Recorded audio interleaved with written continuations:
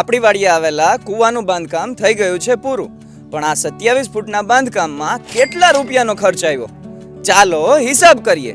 આ કૂવાનું બાંધકામ 18 ફૂટના ઘૂમરે હોવાથી કારીગરે 1 ફૂટના 3000 રૂપિયા જેટલા નક્કી કરેલા હતા।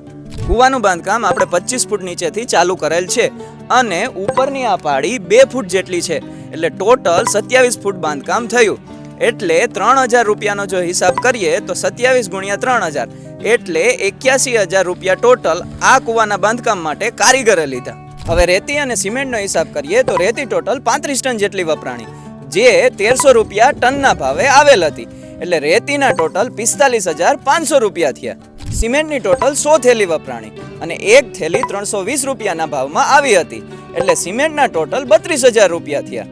કૂવાની ભરતીમાં વપરાયેલ પથ્થર તો વિના મૂલ્યે આવેલ છે, પણ પથ્થરને વાડીએ પુગાડવા માટે મજૂર, ટ્રેક્ટર અને જેસીબીના ભાડામાં અંદાજિત 20000 રૂપિયા જેટલાનો ખર્ચો આવેલ છે।